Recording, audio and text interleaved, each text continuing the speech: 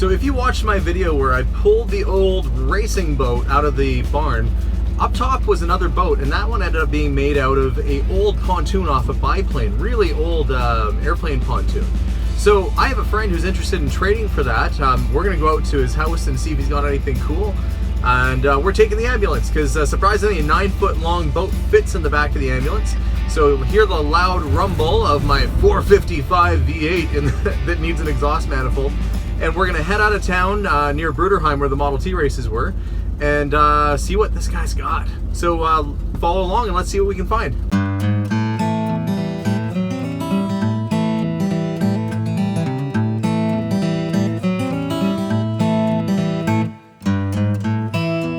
There's a couple things you have to get used to driving around an old ambulance, especially one that kind of looks like the Ghostbusters car. One is when you stop, you have to be okay with people taking pictures of the car. For us, we've got the business name all over it, so that's actually kind of okay. And we're more than fine with that. The other thing is you can't really do anything weird when you're driving. You can't be like eating a hamburger or like doing anything because people stare at you the whole time that you drive. I'm sure right now, as I've got the dash cam on here, people are probably looking at me like I'm an insane person. I mean, I'm maybe a little bit insane because I'm driving an old ambulance like around town, but also talking to myself. But yeah, it's a lot of fun, and if you ever get the chance to drive a crazy old car, I say why not? It puts smiles on people's faces. Super practical. I mean, geez, I fit a boat in the back of it today, so that's pretty good. Yeah, so a couple little quirks with driving around an old ambulance. We're about halfway there right now, so another 20 minutes or so we should be out at Matt's place. As soon as I pulled up, I knew this had to be the place. So this is the one that you used at the Model T races, right? That's awesome. So did you just rip the body panels off of this and pretty much you were all set? Yeah, well, I built it out of a frame or whatever. But yeah, it's just a frame. That's cool. Yeah, I love the old rod there. What? Yeah, my Model A. That's your Model? Oh yeah. It's a lot bigger than my Model A. Yeah, I built that like on and off since I was 17. That looks awesome. That's coming together. You got the old pumps over there and stuff going on. Part of an old race car over in the bushes. Yeah, it's an old stock car. Quarter panels off the stock car. So was that just pulled out of a bush or something? Or? Yeah, these guys, I know they wrecked early Fords and they used the roof and they just had those left over. So I thought they were too cool to waste. See, I look at this and I see like good junk. Look at the grass. And that dragster right there. That was a Rodin's car club. Oh, I didn't even notice. Yeah, you got an old dragster just kind of hanging out here. In 1958. I got all of it. You got the whole thing, like the engine, and it's just hanging out outside. Well, I just got it here not that long ago. That's pretty cool. That's a good find. This summer or this winter, I was hoping to get to it. We'll see. That's a roadster project Cassie got, and then just random car parks everywhere. Very cool. Okay, so I got to ask, what got you into this kind of stuff? I don't know. If I ever find out what, I'm gonna. The same thing as all of us, I guess. Hey, like a little bit of insanity. Yeah, absolutely. Okay, so tell me about the car. Just a Model A Ford body, Model A frame, 32 radiator and grill, 32 front end, and then Model A, but it's like a 35 to 37 Southern California dry legs racer. So you said this is exactly how they would have built them back in the old days? Yeah, for sure. Where'd you find all the old performance stuff? I got I think eBay, but not that I did this before anybody else, but that stuff used to be fairly inexpensive because everybody was building V8s. Right, and they weren't. V8s, and now this stuff's like through the roof.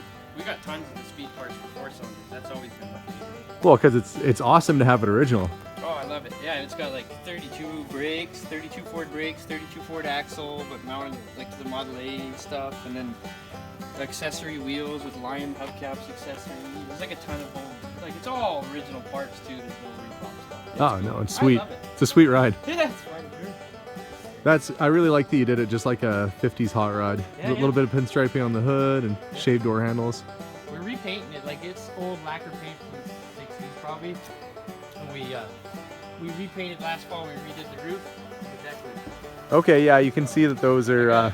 We're gonna finish the quarter panels and then like paint the whole thing black again, and then Buddy's gonna do the interior in white pleated, and it'll be like a sweet driver. Cause it's awesome. It'll do like 70 miles an hour all day. That's a 34.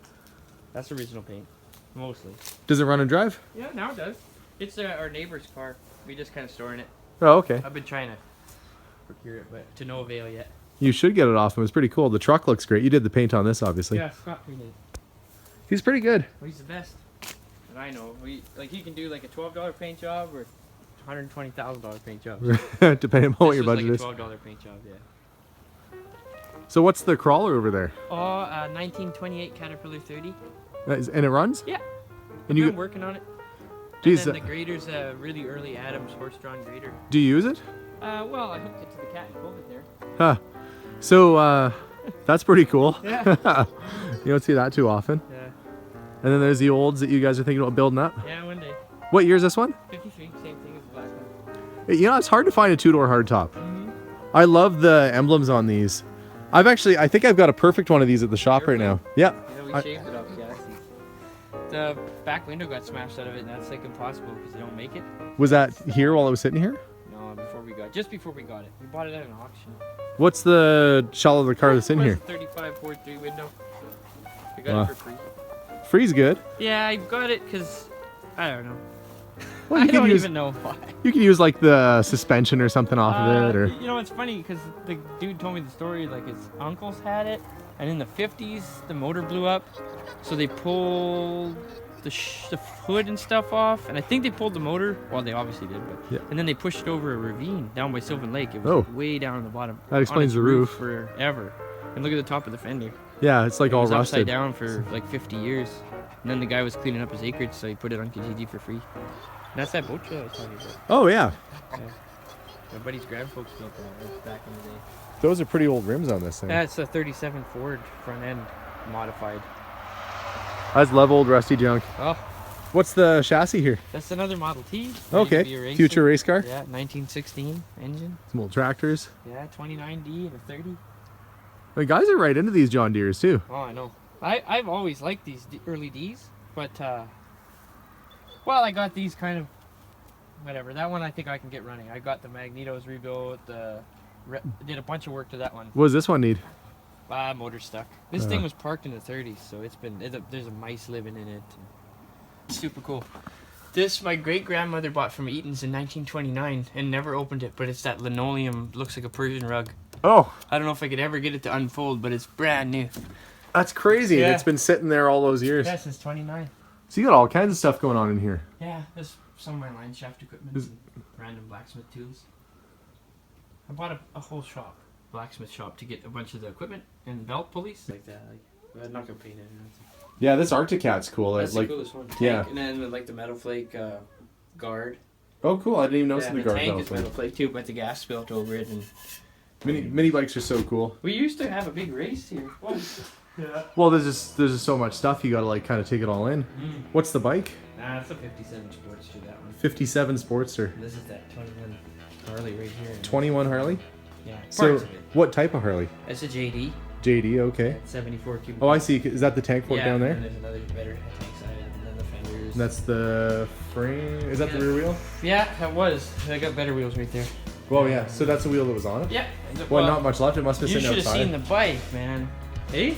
Did I ride home? Oh my god. But you're saving it. Yeah, well, I'm building it into a hill climber, so it's not anything crazy. But I bought like Bosch magneto for it, Swisher magneto, and like there's a bunch of new like footboard pegs, supports, and handlebars, like hill climb handlebars that are kind of from an old bike. They're kind of, you know. That's cool. But they're all crusty and. So Cassie, you're into the Skidoos? Yes. And what year is this one? 71. So I bet that would polish up like brand new. It does. Like, look at the seat on that. Like, the seat is like flawless. My mom bought it brand new. Oh, that was your mom's? Well, she took care of it. She did. That's awesome. I love all the carbs and everything all set up. That's the thing. The front ends for these wacky ones, and So these are all like late 60s? yeah, late 60s Revell, like choppers and stuff. Some of them are like 1967 to 71, 72. That's super cool. Yeah, if Very you're rare. up for letting them loose, I'd be into those for sure. Sure. Yeah, I'm not gonna do nothing with it. Oh man, it's down tuned. What were you playing last on it? This song me and my sister do that's down tuned for some reason.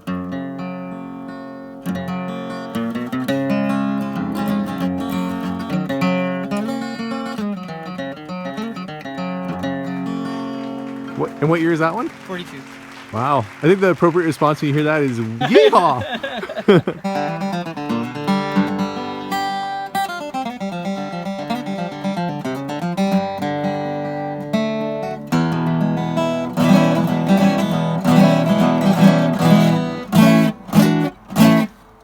Matt's a super great guy, and I'm so glad that he and his family had me out to look at his cool stuff. I did end up getting those old model kits from the 60s and 70s. Easy Rider style kits like this will be easy to sell, just have to get them cleaned up. Also got some old original tractor and implement manuals. If somebody collects tractors, and a lot of people do, having the original manual can go a long way. Also some old road maps too. So it's time to head back home, it's getting late. We're also going to end up doing a trade for an old blonde K guitar, which I'm really excited about, and some old 5-string banjos. And I'm so happy that the old boat ended up finding a great home. Matt's going to use it for a historic style camping trip next summer, and I think he's going to have a blast with it. So it's nighttime now, just getting back in from the country. Had a great time with Matt and his wife were out there. It was a really good visit. But thanks for tuning in, and hope you enjoy these videos, and don't forget to subscribe. We'll see you soon, and you can also check us out online at curiosityedmonton.ca, on Facebook, and also on Instagram. Thanks for tuning in, guys, and we'll see you all soon.